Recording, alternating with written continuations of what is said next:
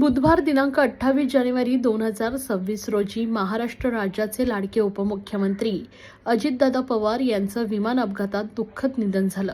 त्यांच्या अकाली जाण्याने महाराष्ट्राच्या राजकीय, सामाजिक व सार्वजनिक जीवनात कधीही भरून येणारी पोकळी निर्माण झाली असून हा सर्वांसाठी अत्यंत मोठा धक्का आहे. स्वर्गीय अजितदादा पवार साहेबांचं अस्थिकलश आज सोमवार दिनांक 2 फेब्रुवारी रोजी दुपारी 12 ते सायंकाळी 5 या वेळेत नागरिकांच्या दर्शनासाठी राष्ट्रवादी काँग्रेस पार्टी ठाणे शहर मध्यवर्ती कार्यालय येथे ठेवण्यात आले होते.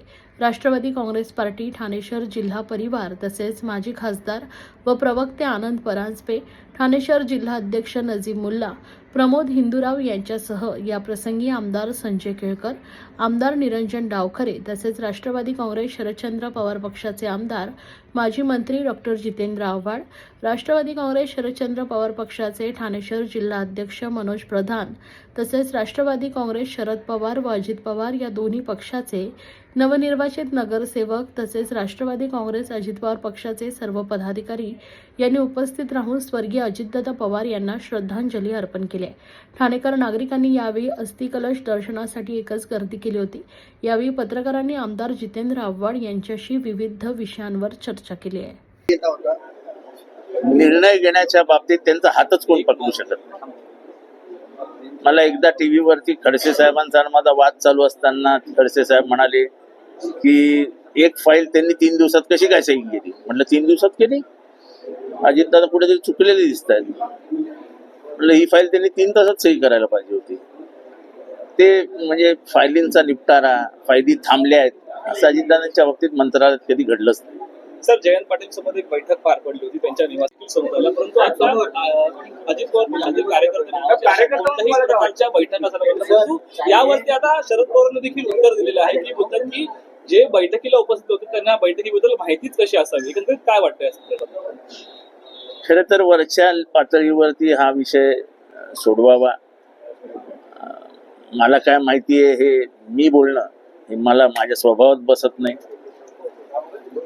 विलिनीकरण होणार होतं हे 2000% सत्य आहे. आता ह्याच्यावरती कोणाचं काय ह्याच्यावरती चर्चा करणं मला योग्य वाटतं. महाराष्ट्राचं मी पहिल्याच दिवशी सांगितलं खूप खूप खूप मोठे नुकसान झाले. त्यांच्या इतका तडकाफडकी नेता, निर्णय घेणारा, त्याची अंमलबजावणी करणारा नेता महाराष्ट्रात मी तरी 40 वर्षात बघितलेला. आणि त्यांची दृष्टी ही अनपॅरलल होती. म्हणजे त्याची तुलनाच करते, निर्णय घेण्याची क्षमता तुलनाच करते. त्यामुळे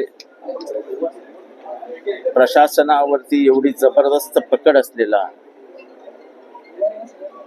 सर्व समाजावरती तेवढाच हक्क दाखवणारा, सगळ्यांची कामं करून देणारा, चालता चालता लोकांना मदत करणारा असा नेता होणे.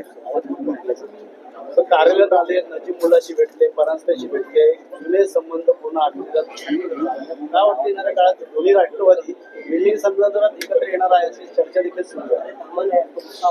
तो निर्णय वरच्या पातळीवरचा आहे. तो काय माझ्या आणि नजीब आणि परांजपेंच्या पातळीवरचा नाही आहे. त्यामुळे तो निर्णय वरती ठरणार आहे.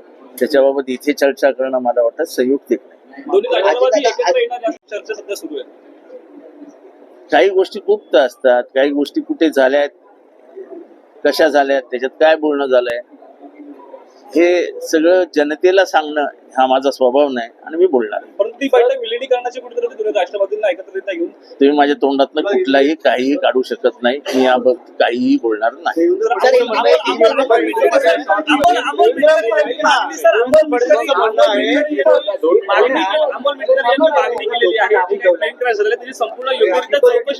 मुख्यमंत्र्यांकडे मागणी देखील केलेली आहे.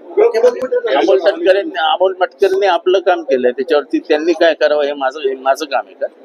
देवेंद्र फडणवीसने शरदचंद्र पवार साहेबांचे सर्व दावे फोडले. त्यांचं म्हणणं कुठलीच चर्चा झाली असते अजितदादा आम्हाला बोलले असते विलिनीकरण संदर्भात असं त्यांनी सवाल केला. चर्चा झाली होती हे 2000% सत्य. म्हणजे एक दिलखुलास दिलदार आणि रांगडं असं नेतृत्व महाराष्ट्राला मिळालेलं होतं. अजितदादांचा कधीच राग येत नव्हता. आम्ही तर त्यांच्या विरोधी पक्ष म्हणूनही काम केलं, त्यांच्या बरोबरही काम केलं आणि कामाच्या बाबतीमध्ये जर कोणी तत्पर असेल आणि स्पष्ट सांगणार असेल तर ते अजितदादा होते. अजितदादांनी अनेक प्रकारची कामं जी आहेत ती सर्व पक्षीय मंडळी कोणीही गेला आमदार तर त्यांनी केलेली आहेत. जनतेचं हित आहे की नाही हे बघून त्यांनी काम केलेलं आहे.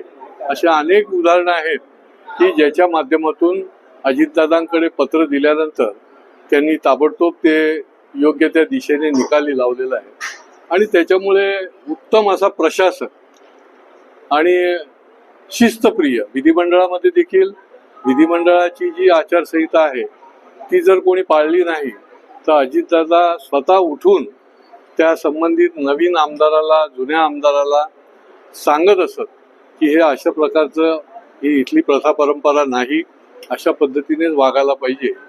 आणि त्याच्यामुळे फार मोठी पोकळी जी आहे ती या महाराष्ट्रामध्ये निर्माण झालेली आहे. महाराष्ट्र खरोखर हळहळला आहे आणि सर्व पक्षाच्या लोकांशी त्यांचा अतिशय ज्याला म्हणता येईल अजात शत्रू स्पष्ट वक्तेपणाने जरी ते बोलले तरी कटुता नव्हती.